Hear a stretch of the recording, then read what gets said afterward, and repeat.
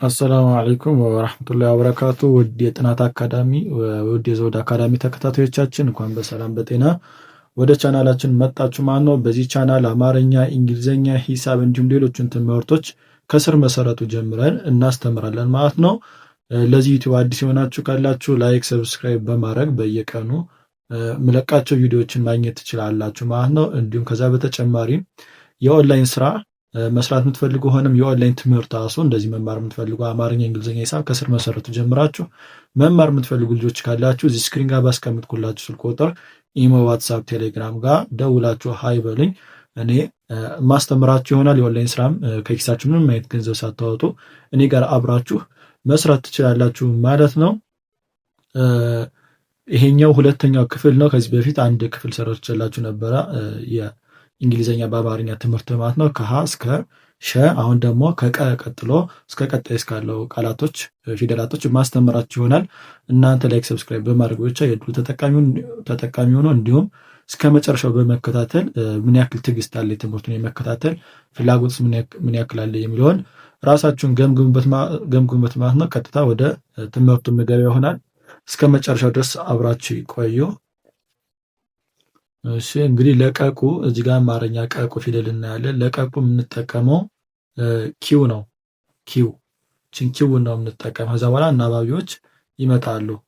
እሺ ቀ ኪው ኢ፣ ቀ ኪው ኢ፣ ቁ ኪው ዩ፣ ቁ ኪው ዩ፣ ቂ ኪው አይ፣ ቂ ኪው አይ፣ ቃ ኪው ኤ፣ ቃ ኪው ኤ፣ ቄ ኪው አይ ኢ፣ ቄ ኪው አይ ኢ፣ ቅ ኪው፣ ቆ ኪው ኦ፣ ቆ ኪው ኦ።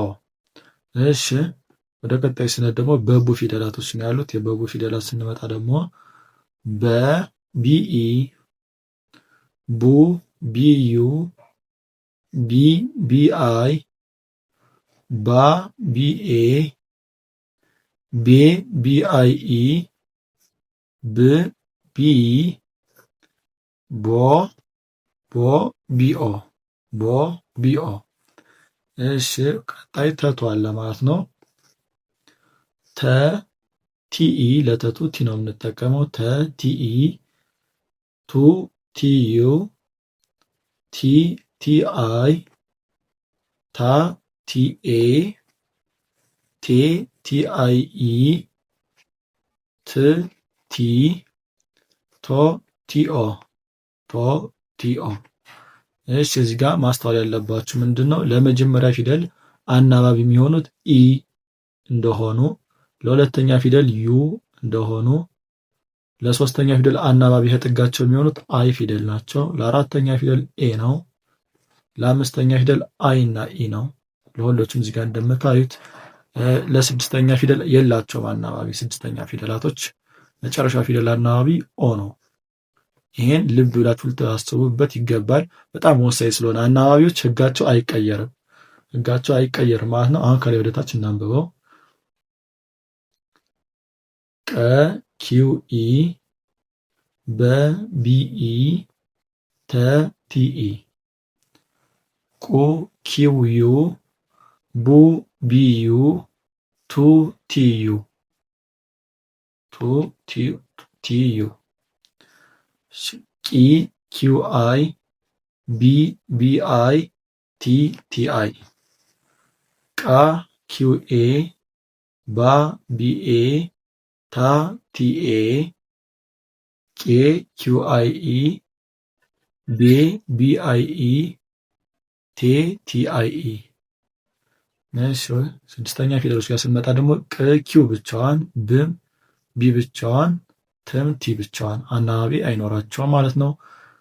ቆ ኪው ኦ፣ ቦ ቢኦ፣ ቶ ቲኦ።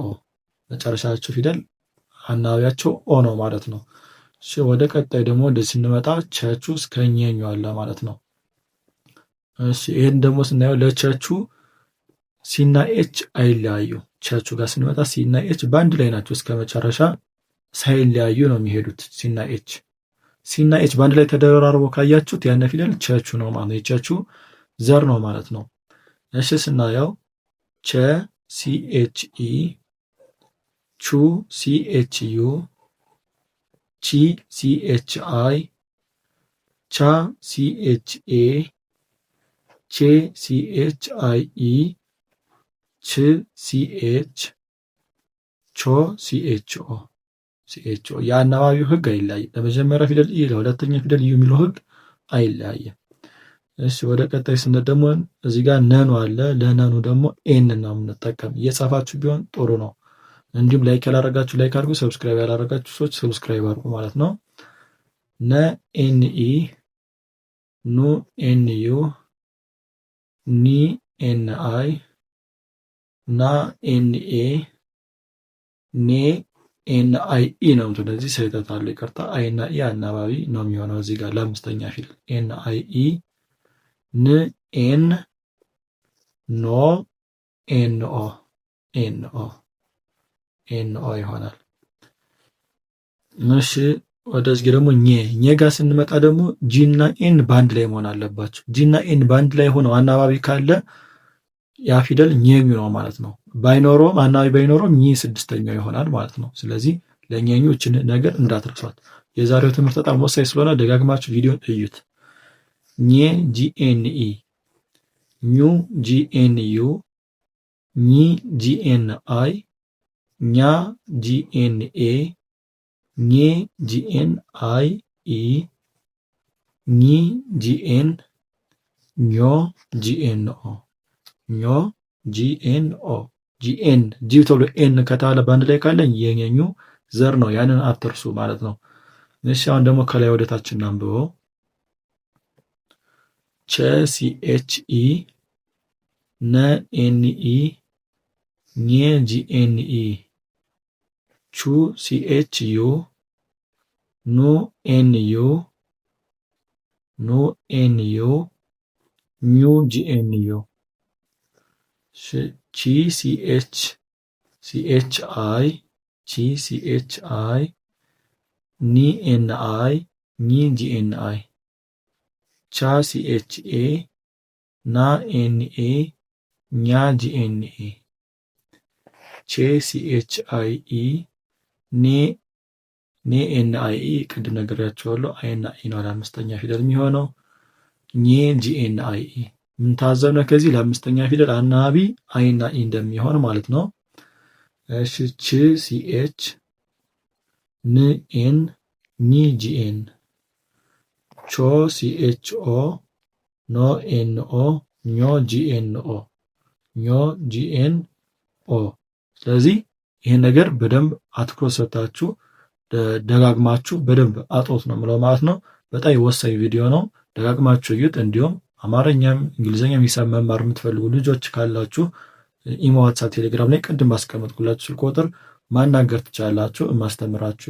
ማስረዳችሁ ይሆናል። ምክንያቱም ብዙ ሰዎች መጥተው ምንም ሀ ማለት የማይችሉ ልጆችም ተለውጠው ስለሄዱ ማለት ነው። እናንተም እድሉን ተጠቀሙበት እላለሁ። በቀጣይ ቪዲዮ እስክንገናኝ ድረስ ማሰላም